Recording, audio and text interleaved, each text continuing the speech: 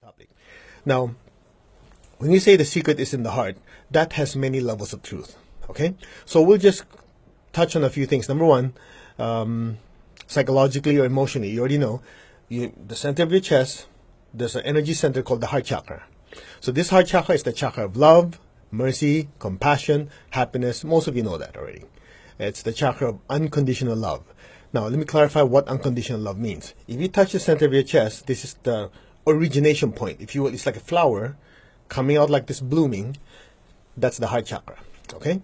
Now, right below it, if you touch your heart center, the center of your chest, go down to the soft spot below, feel that area that dips in between your ribs.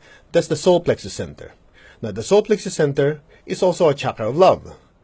The difference is the heart chakra is love for others. The solar plexus is love for oneself. Okay? So you have this constant dual between the two. You have the heart chakra, love for others. The solar plexus, love for oneself. You know, you heard the saying, oh, this person is so loving, they'll give you the shirt on their back if you need it, right? So that's when the heart chakra is very, very big, and they'll give you the shirt on their back. If the solar plexus is much bigger, the love for oneself is much bigger than the love for others, you take somebody else's shirt. You see what I'm saying? So heart, solar plexus. Now, here's the interesting part. This is one of the secrets. You see, when you're all stressed out, the solar plexus is blocked. In other words, instead of being freely flowing, it gets clogged with negative emotion. Then, you notice that sometimes when you start doing meditation or you start feeling a lot of love towards someone, you have this sensation, you go like this.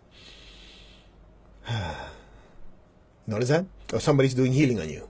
You know, it's like stress, and suddenly you go, your shoulders drop. But one thing before that even happens, you notice your diaphragm drops. Like, you know why?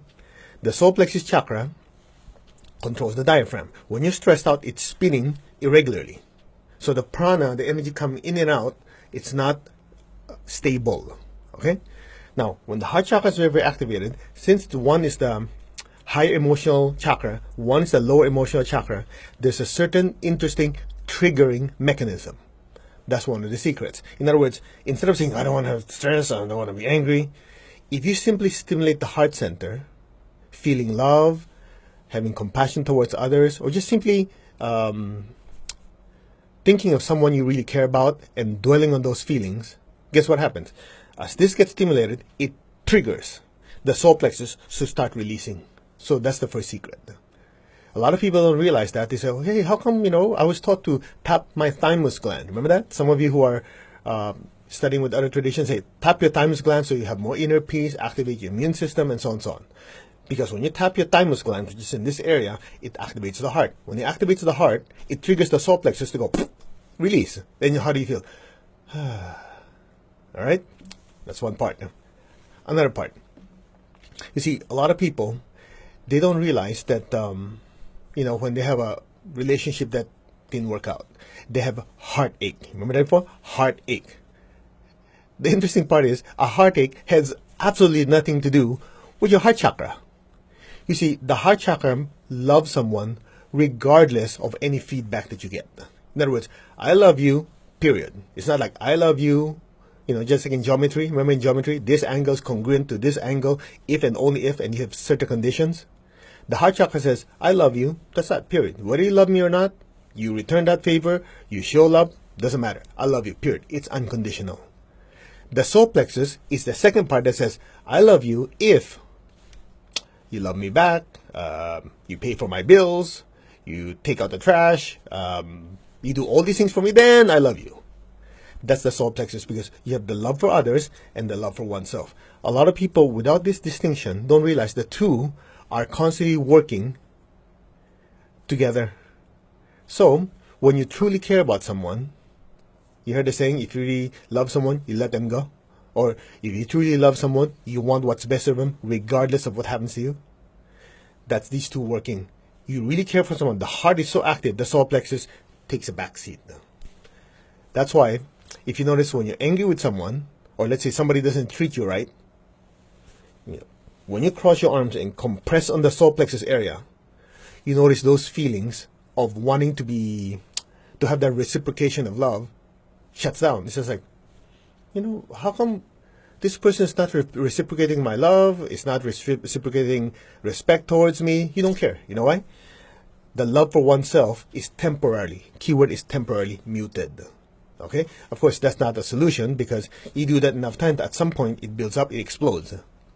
So the key is this, to really put this thing together. The first part is understanding. When I love this person, like you like an infant, right? You have an infant, you have a baby. You love the baby regardless of how much it poops, it pees, right? The diaper is getting dirty, you don't care, because the love is unconditional.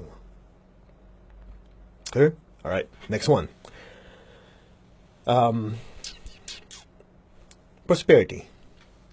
You know, in the book, Spiritual Essence of Man and the Chakras, I'm not going to show you that, it takes too much time. One of the things Master is saying that the heart center is a chakra of prosperity. All right? We know the basic, the one, the tailbone, is also chakra prosperity, but these two are connected. Let's start with this one. So the heart chakra is the chakra of prosperity because it's the chakra of generosity, caringness, compassion. Right? Now, let me introduce something for the people who are new. A lot of you who have studied the chakras always associate the heart chakra as being green. Remember? You start from the bottom like a rainbow. Red, orange, yellow, green, blue, right? Green. In reality, if you have a good clairvoyant look, there's absolutely no green energy inside the heart. In fact, the heart chakra only has two main colors. Okay, this is from the Achieving Oneness book.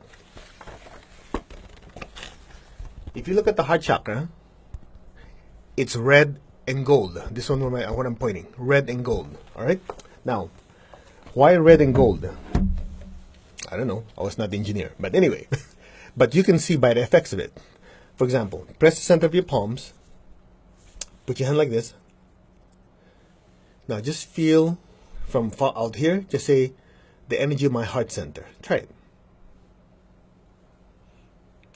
All right. Okay. Once you feel even a sort of a something, now close your eyes. Imagine someone you love very, very dearly in front of you. Could be your spouse, boyfriend, girlfriend, your children, your parents, someone you love very clearly, very, very dearly. It could be even your dog, your cat, anyone. All right? Smile. Recall a happy event you've had with that person. Relive it in your mind. Re-experience the sights, the sounds, especially the feelings. All right? Stay there, stay there. What do you feel with your palms? Most of you will notice it's gently pushing your hands out. And if you're sensitive, you notice there's a gentle warmth, right? Okay, put your hand down, open your eyes. So, you see, when you love someone, when you care about them, the heart center starts expanding. When you say expanding, that means it's drawing a lot of energy, its energy is going out, it's pumping. So when that pumps, since this chakra, it's like a propeller. You know, like a fan has blades. Each of the blades and the chakra itself is made of energy. So when it starts having lots of energy coming in and out, these blades, since it's not physical, start to have more and more energy. It starts expanding in width and it starts becoming longer. So if you're scanning your heart, the heart chakra expands. Now, since the color is reddish, you feel the warmth. That's why when you truly care for someone, when you're around them, they feel a loving, warm sensation. Here in the United States, you call it warm and fuzzy feeling. Because the heart chakra, the red energy is expanding, expanding, and that red gently turns into pink and embraces someone you love. Okay? That's why some people, they say, honey, I love you. You go, no, you don't. Why not? Well, I don't feel that warm, fuzzy feeling. Because if you're not sincere, the heart chakra doesn't expand to radiate that energy. All right? Next. Now, you heard of people say, wow, that person is so loving, he or she is so generous. That person has a heart of gold. You notice that? Because when a person's heart is so activated, and so the love is so unconditional, caring very little about oneself and caring a lot about that person at that particular time, the heart chakra spins so much it turns golden. That's why in this image here, you notice the heart chakra is red core, has a red core, and golden petals on the outside. Okay? Now, that said, so when a person's very loving, very generous, that heart chakra allows that person to generate a lot of good karma. You already know most of it. Whatever you sow, you reap, right? So St. Francis says, it is in giving that you receive. So this karma is like a, how do you call it, spiritual boomerang, if you like. Okay? Now, a lot of people say, I don't believe in it. Well, what you and I don't believe or don't believe doesn't change facts. You know, you don't believe in gravity, you jump off a building, well, you'll find out that gravity exists regardless of your opinion. I know that sounds harsh, but some people, they think, oh, I don't believe in that crap. Well, suit yourself. By not believing, understanding, you cannot harness. If you understand it, you can harness it, and from harnessing it, you can use it to your advantage. So, essentially, this heart chakra is the chakra of love, generosity, and as you're very generous in your love, in your ideas, in giving resources, the boomerang effect comes back. Guess what? It manifests as prosperity or abundance. That's why the heart chakra is the chakra of abundance and prosperity. Some people, they work very, very hard to be prosperous, right? Sheer hard work, basic chakra. It does work. And I remember one time I was talking to Master Cho in the car. I said, Master, what is a way to become more prosperous? He says there are many ways to prosperity. One of the ways to do it, and probably one of the easiest ones, is through the heart chakra. By being generous, guess what happens? You plant good seeds. These seeds will grow. There's a multiplying effect. It comes back to you. So let's make it simple. A lot of people says, oh, nobody loves me, nobody likes me. When was the last time you projected love and kindness and took the time to help other people? If you don't plant any seeds of love, you're not entitled to harvest them. In fact, there's something even more ridiculous. Some of us, a lot of us went through this without thinking about it. There's someone you want them to love you. Okay? But because of maybe a past history with that person, you keep projecting negative thoughts at this person. You go, oh, this jerk, I do everything for him or for her. I can't believe they don't even show love and compassion. They don't show some appreciation. They don't appreciate what I do for them. All right, you say, well, that's understandable, but look at it this way. Think of it as far as energy is concerned.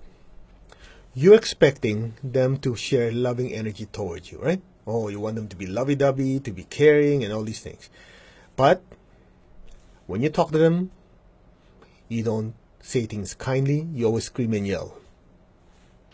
Or your thoughts are always like, yeah, that's good for nothing, blah, blah, blah. You project negative thoughts. So it's just like you're planting orange seeds and you're expecting apple tree to suddenly show up. It doesn't make sense. You expect that by dumping all this negative energy towards that person, suddenly that person would love you more. Defies logic, doesn't it? It's interesting that that's what Master Cho is explaining. A lot of people don't realize that we plant in the inner world with our thoughts and emotions.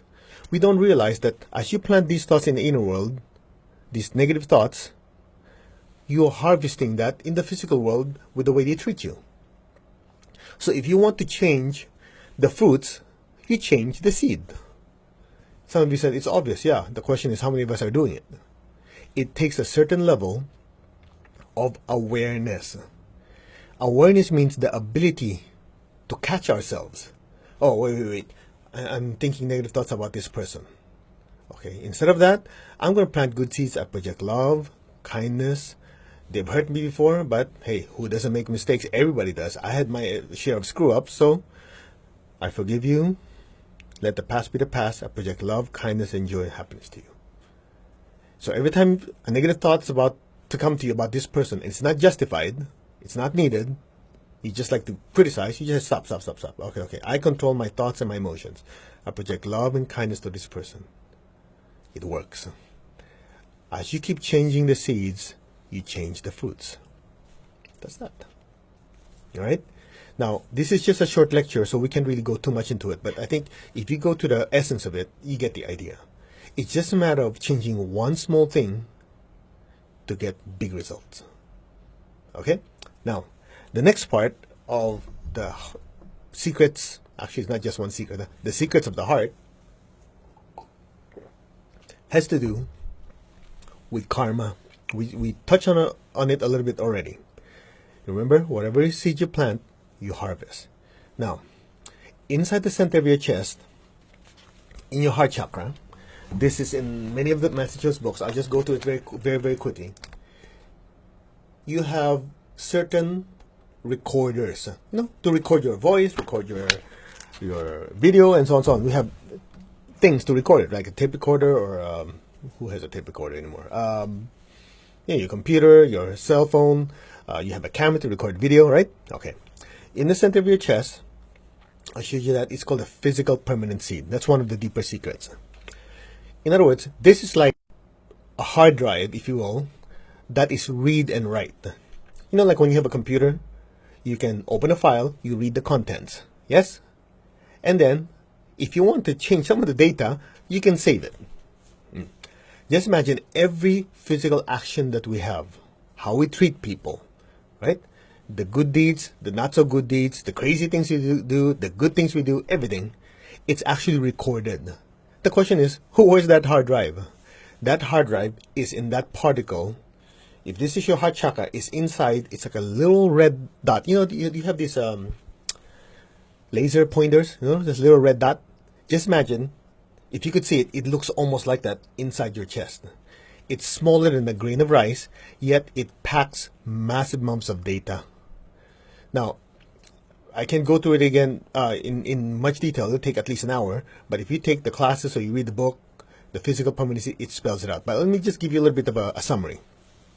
Essentially, before the soul comes into the world, who decides how healthy your body is when you're born, when your body's born? Who decides, are you going to be born in a very prosperous family in Beverly Hills, or in a very poor village in the middle of somewhere in the middle of nowhere in Africa? You get my point? It's like God did not roll the dice. Says, let me try. Whoop, too bad for you. Oh, lucky you. There must be some selection process. So in the deeper spiritual practices, spiritual teachings, it talks about the choices the soul makes. Other schools call it soul contracts. Anyway, the term is not important. The essence is a soul makes a choice based on data from the past. Okay, so we have to start somewhere. Chicken or egg? Let's just assume that the soul is going to come into the world, and that data is recorded in a little red light, a little hard drive, and that hard drive opens up our past. So the soul, based on this information, after consulting a great spiritual being, archangel, even higher, makes certain decisions on what spiritual debts it wants to pay off and what spiritual profits it wants to enjoy. Okay?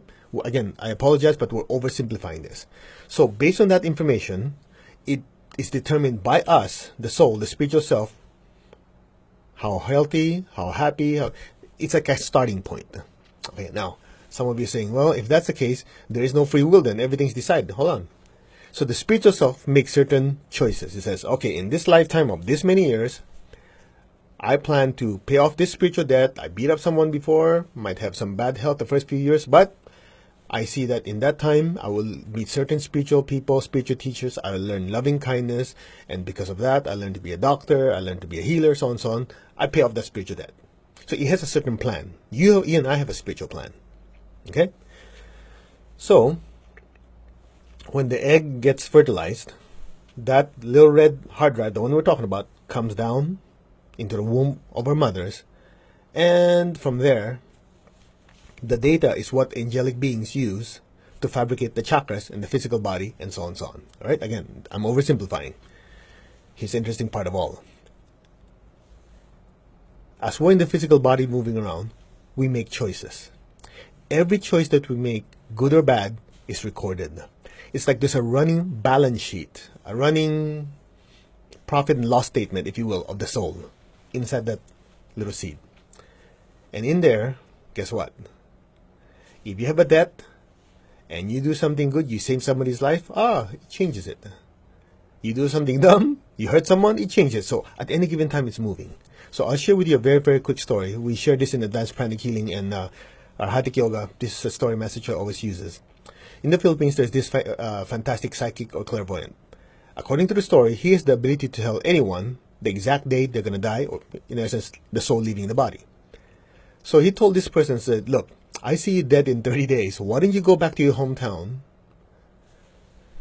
take care of your land, your belongings, your possessions, your finances, so your children will be taken care of, because in 30 days, you're gone. Well, this person, knowing the track record of the clairvoyant, says, hey, we'll take care of that.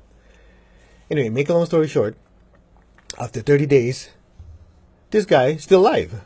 And somehow, I don't know the details of the story, but the clairvoyant and him met again.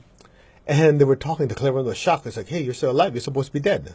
So during the discussion, some things came up. And the funny part is the person says, did what you told me. But a few things did happen. He said on his way to his hometown in the provinces, it's like a middle of nowhere. No cities, no anything. It's a stretch of empty land. There was a car accident, and he was the only one that was there. In other words, he came upon it. And there was no ambulance, no anything. So he knew if he didn't do anything, there's a high probability that person would die. So according to the story, he either took him to a hospital or called the ambulance. This part I'm not too sure, but in other words, he saved his life. The clairvoyant said, when you did that, you changed or you moved your death date. Okay? Then I was talking to one of my colleagues. He said, there's a second part of the story. Since this person thought his body's going to be dead anyway, he's going to leave in 30 days. After he took care of his family, he had a lot of excess things. He gave it all to the poor. He said, I have no use for it. My family is happy. Gave it to the poor. So the clairvoyant said, when you did that second thing, a major thing, you move your death date again. Now, let's analyze this. So essentially, every soul has a certain specific death date. Or, instead of saying death date, we'll just call it departure date. Like you buy an airplane ticket, there's a scheduled departure time, right? Okay. So that departure time is embedded in that red seed, that red light. So here's what happens. As we make choices every single day, we are constantly changing that data. Any acts of kindness, you save somebody's life, so on, so on, so on. Any spiritual debt that is either paid or acts of kindness to actually go over and beyond helping someone, you are altering that data on a big scale. When someone murders someone, you know why murder is such a big sin or big mistake? Because every soul wants to advance in a certain incarnation or lifetime, right? When murder is done or suicide is done, guess what happens? You put that plan of learning lessons and spiritual evolving to a screeching halt. That's why it's a sin against the soul. So it's a big minus, big negative on that seed. Okay? Now, when you save someone's life, it's a big positive. It's literally mathematics. So even the soul has certain spiritual mathematics. Now, I hope you guys are okay with this. After all, the title of this is The Secrets in the Heart. And in this case, it's literally inside the heart, energetically, of course. That said, let's put everything together. Why do we do what we do? Many things. Because we're good people. We try to be good people. We try to return to God. We want to experience the essence of God within us. God is love. God cares for people. And all the stuff you hear in every religion. Right? Okay. Now, to put it all together for you, it's quite interesting. If you look at this image, this is the heart chakra. Inside that heart chakra is that little hard drive, right? Okay. On this side, that is the crown chakra.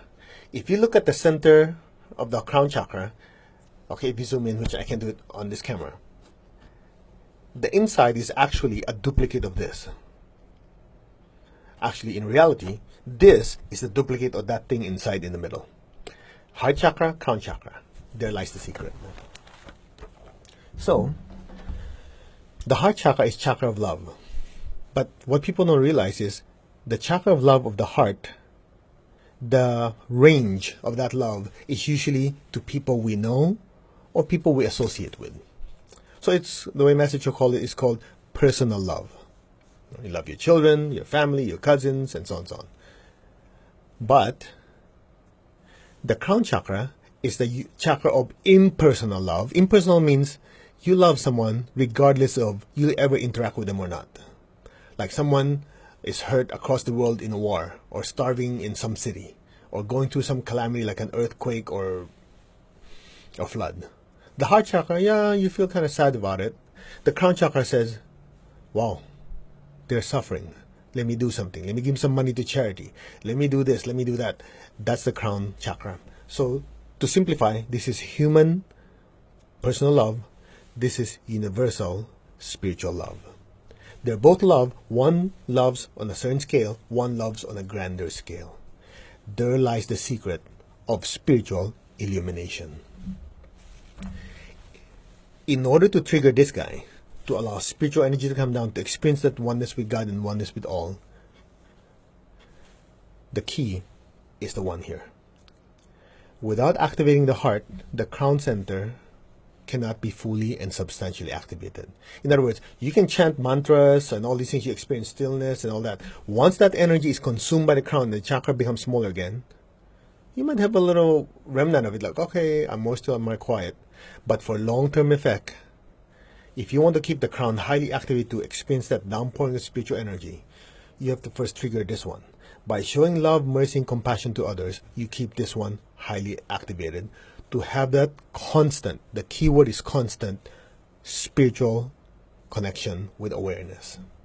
That said, so if you put the whole thing together, when you do meditation, like what we're going to do, meditation twin hearts, love, compassion towards the entire earth. When we do healing, when you give money to charity, when you help someone in need, you're triggering the heart, right? Now, watch. You trigger the heart, you trigger the crown, the divine energy comes down, right? When you're doing acts of compassion and love, that energy goes out towards these people, or the animals, or nature. So the pathway, the key word is pathway.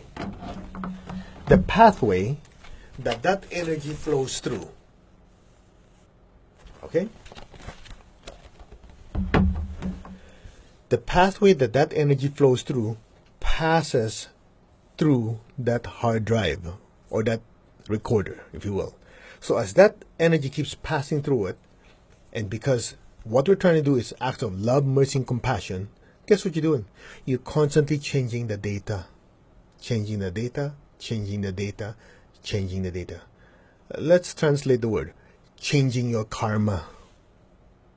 Remember, we came in with a certain balance sheet, right? Balance sheet. Maybe more karma credits, less negative karma, whatever. You have a certain proportion. But as we make certain changes in our life, make certain decisions, we are changing that data, that proportion. So when you use your heart and your crown, especially your heart doing lots of service, you trigger the crown. When that's triggered, you cannot help but try to be a good person. And when you're a good person, it's very difficult